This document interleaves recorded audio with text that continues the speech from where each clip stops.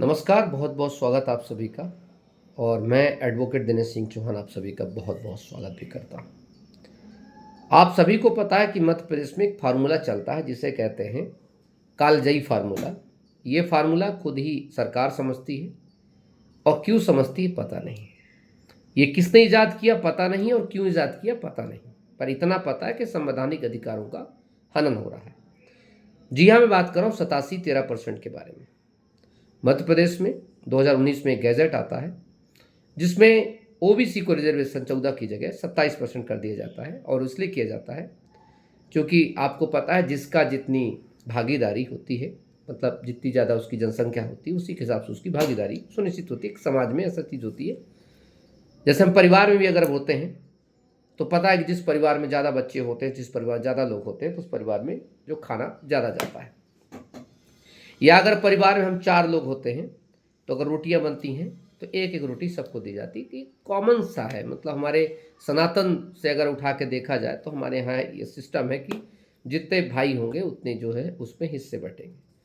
उसी प्रकार को लेकर के मध्य प्रदेश सरकार ने 2019 में गैजेट पारित किया कि 14% की जगह, चूंकि मध्य प्रदेश में 52% समथिंग ओबीसी है, तो उन्होंने 27% रिजर्वेशन ओबीसी का दिया। क्योंकि पहले से 1952 से जो है मध्य प्रदेश की जगह पूरे भारत में चल रहा था, यूपीएससी एसएससी सभी जगह 27% चल रहा था। अब उसको लेकर के चैलेंज किया कुछ लोगों ने, लगभग 64 से 65 पिटीशन फाइल की गई इसको लेकर के। और जब चैलेंज किया गया तो कोर्ट ने सिर्फ ये कहा कि भाई 14% जरूरी है, 13% अभी चीज़ें उचित नहीं है। कोई अपने स्पष्ट ऑर्डर में नहीं कहा, ना ही ऐसा बोला कि तुम इस पर रोक दो कि ना रोको, या 87% 13% दो। वो अंडर चैलेंज है, अभी भी अंडर चैलेंज है। लेकिन पता नहीं किसने ऐसा किया कि 87% पर रिजल्ट जारी होगा और 13% ओबीसी और 13% सामान्य वर्ग के व्यक्ति को अधर में लटका कर रख दिया जाएगा। ना तुम इधर जा सकते ना तुम उधर जा सकते। अब स्थिति इतनी गंभीर हुई कि आप ये समझने का प्रयास करेंगे, कोई छात्र अगर प्रारंभिक परीक्षा पास करता जो कि क्वालिफाइंग परीक्षा है, तो आप उसको 87-13 में डाल दिए। 87% मतलब चयन हो गया, और 13% मतलब थोड़ा भी नंबर अगर कम आते हैं प्रारंभिक परीक्षा में तो आपको किस में डाल दिया जाएगा, प्रावधिक में, मतलब 13% रिजर्व में, ओबीसी में 13% आपको समान।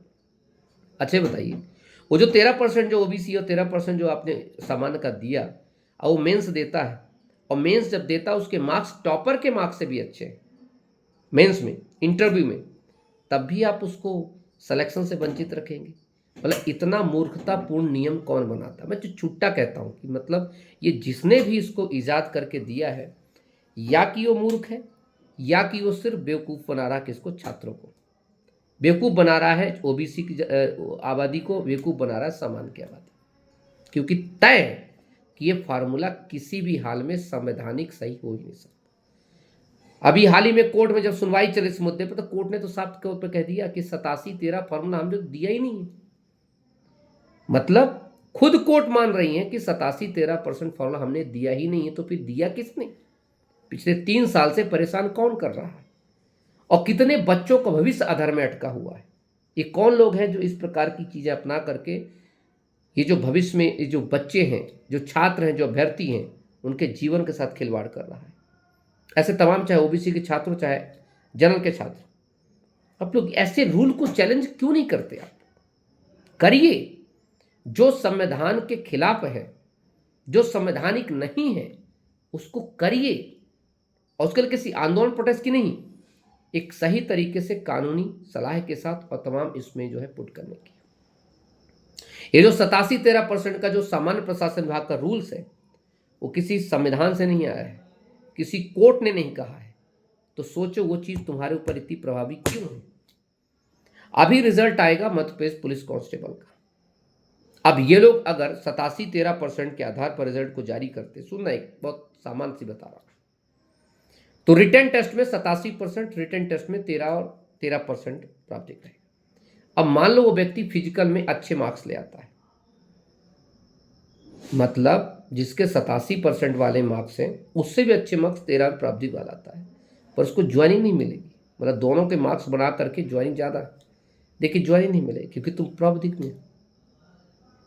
तो ये तो तय है कि या कि सामान्य वाला व्यक्ति बाहर हटेगा या कि ओबीसी वाला व्यक्ति हटेगा। ये तमाम चीज़ें बहुत विसंगतिपूर्ण है। थोड़ा सा कॉमन सेंस लगाइए। लोकतंत्र का मतलब बिल्कुल नहीं है बहुजड़गिरी करना कि वो बटन है, बटन में हमने उंगली दबा दिया, अब वोट मिल गया। इसे लोकतंत्र नहीं कहते। उंगली उठा करके प्रश्न करने को, उंगली उठा करके रैशनल प्रश्न करने को, उंगली उठा करके सिद्धांतवादी प्रश्न करने को, संवैधानिक प्रश्न उठाने का जो हक होता है, उसे वास्तविक में लोकतंत्र कहते हैं। और मैं अपने लोकतंत्र की भूमिका को जानता हूं, अपने अधिकार को जानता हूं, इसलिए मुझे रत्ती भर डर नहीं है, ना तो सरकार से, न सरकार के नुमाइंदों से, और न सरकार के किसी भी संस्था से, क्योंकि मैं कानून से डरता नहीं, कानून का सम्मान करता हूं। और अगर कानून में गलती है तो मैं कानून को चैलेंज करता हूं, कोर्ट में और बहस में भी। और इसीलिए ऐसे कोई भी कानून जो आपके संवैधानिक अधिकारों को, संवैधानिक हितों को प्रभावित कर रहे हैं, उनको चैलेंज करिए, उनका विरोध करिए। तो यही तो कहती बुद्धि, ये तो कहती पढ़ाई लिखाई कि जो गलत है उसका खुल के विरोध करिए। पहली बात इस चीज़ से ना डरा करिए कि कोई आपका कुछ उखाड़ लेगा। पहली बात ये सोचा करिए जो आज आप बेरोजगार हैं उससे ज़्यादा आपको क्या औकात और क्या गिराएगा। दूसरी चीज़ ये मत सोचा करिए कि आपका कुछ हित प्रभावित हो जाएगा, कोई बात नहीं, प्लस माइनस चलता रहता है जीवन में। और तीसरा, कोई आपको मार डालेगा नहीं, क्योंकि जिस दिन आपकी मौत होगी वो होगी मतलब होगी। इस संसार बहुत बड़ा है, बहुत बड़ी सृष्टि है ये, उसमें हम छोटे से एक बिल्कुल कीड़े के बराबर ही औकात नहीं इस पूरे यूनिवर्स में हमारी। इसलिए जितने दिन अच्छे मिलते हैं, जो वक्त अच्छा मिलता है, तो गलत के खिलाफ खड़े होइए, सुकून की नींद आएगी, अच्छा लगेगा कि आप जो है जो काम कर रहे हैं वो बहुत शानदार काम कर रहे हैं। इसीलिए ऐसे तमाम छात्र, चाहे ओबीसी के हों, जनरल के, ये जो 87-13 का जो मुद्दा है, इसको आप आसानी से इसको उड़ा सकते हैं। और ऐसे तमाम छात्र जो शिक्षक भर्ती में जिनको होल्ड किया गया है, चैलेंज करिए ऐसे गजट को, ऐसे समान प्रशासन गजट को चैलेंज करिए, ऐसे अधिकारियों गजट को, रूल्स को चैलेंज करिए, या किसी भर्ती में जिसमें आपको रोका गया है उसको चैलेंज करिए। क्योंकि ना तो कोर्ट ने कहा, माननीय कोर्ट ने, और ना ही संविधान ने कहा, तो फिर ये ऐसी हरकत की किसने, ध्यान दीजिएगा। और बाकी कभी अगर लगता है किसी प्रकार की कोई समस्या आती है तो संपर्क कैसे करें, तो मैं हमेशा सलाह और सही दिशा बताने का काम करता रहता हूँ हमेशा। मेरा नंबर है 7827282211। एक सामाजिक, क्योंकि कानून एक बहुत बड़ा सामाजिक कार्य भी होता है, और किसी भी कैंडिडेट को अगर तुरंत कोई रिलीफ मिलती, मुझे तुरंत फ़ोन करके बच्चे पूछ लेते, सर मेरी वाली ये डॉक्यूमेंट देखकर सर कुछ होगा तो नहीं, बता देता हूँ, बड़ा सुकून हो जाता है। सर मेरे में माता पिता का नाम गलत हो गया सर, मुझे बता दीजिए सर, वो तुरंत खुश हो जाता है। बस हाँ इतना जरूर है कि मैं एक ही बार बोलता नो प्रॉब्लम, तो मतलब फ़ोन कट कर दिया करो, ओके सर, उसमें आगे पीछे मत पूछा करो, ठीक है। Thank you. जय हिंद, जय भारत, नमस्कार।